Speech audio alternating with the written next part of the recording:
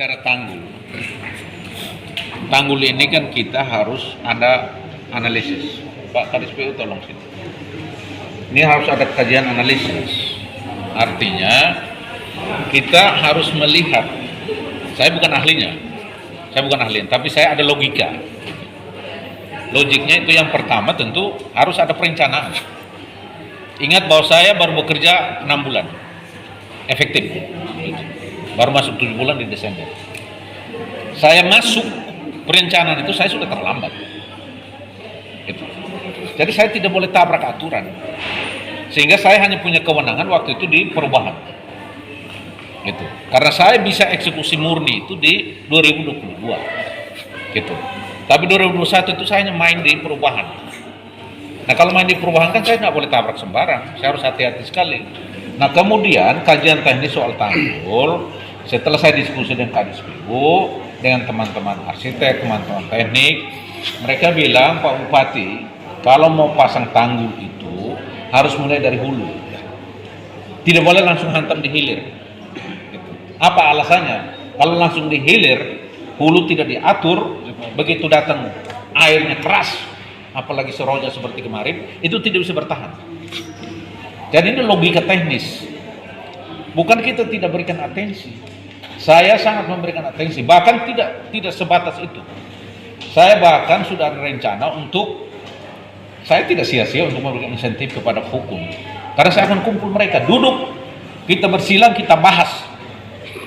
Benenai ini tidak hanya ditangani secara kelihatan, harus juga percaya dan yakin kepada leluhur juga. Kenapa air ini mengamuk seperti liar, ibarat kuda liar, seperti semena lailean? Karena kita kurang yakin, kita juga tidak mau komunikasi dengan tokoh-tokoh, loro-loro, nai-nai, liurai yang memahami itu. Jadi saya sudah minta kepada teman-teman, saya bersyukur bahwa perda insentif ini sudah disetujui. Saya tidak akan bikin mereka duduk enak. Saya harus panggil mereka untuk kemampuan mereka dengan alam spiritualnya juga kami harus mempersilang supaya kami juga mengkaji dari sisi yang tidak kelihatan. So, saya sangat percaya kekuatan alam ini juga punya kekuatan. Ya. Dan itu memang sudah komitmen saya. Cuman selama ini saya tidak suka ya obrolan janji. Kan selama saya kampanye saya tidak pernah singgung kok untuk menangani bencana. Gitu. Karena bencana itu nggak bisa diprediksi. Tapi yang jelas kita punya atensi untuk itu, sehingga dari sisi anggaran saya pasti akan full lagi di perubahan 2022. Dan bukan kita tidak kerjakan, sekarang sudah 400 sampai 500 meter sedang dikerjakan. Seperti Pak wartawan Pak Yosman pantau langsung di lokasi itu sedang dikerjakan. Tapi di hilirnya itu tidak boleh seenaknya kita pasang.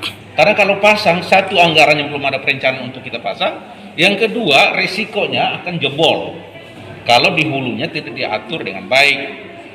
Karena harus diatur aliran air itu, sebab sungai itu nggak bisa kita lurus seperti yang kita ngomong lurus, nggak bisa. Dia harus ada seperti ular lari itu. Sungai itu nggak bisa kita tarik lurus. Anda membayangkan 3 kabupaten kirim semua air ke Benenai, lurus bahaya. Itu jangankan tanggul di mana, bisa-bisa semua entasi itu rata. Nah, jadi mereka atur dulu di hulunya sehingga di hilirnya itu bisa menanggulangi. Mungkin untuk teknis silakan Pak Kadis PU bisa nyampaikan. Ya, jadi sejak 4 April terseroja itu kerusakan tanggul itu mulai dari Desa Angkais, Desa Wadero, Lamudut, Korebu, sampai di Motai. Setelah rencana kita melakukan identifikasi di lapangan, kita ukur kira-kira panjangnya sekitar hampir 8 km mulai dari Angkais. Lalu kita hitung anggarannya. Untuk penanganan seperti yang Bapak menghendak itu butuh anggaran sekitar 50 miliar. Nah, dan itu bencana itu terjadi pertengahan tahun anggaran 2021. Anggaran sudah ditetapkan. Jadi kita berusaha untuk meminimalisir kerusakan, dan kita memasang 450 meter di desa NKS.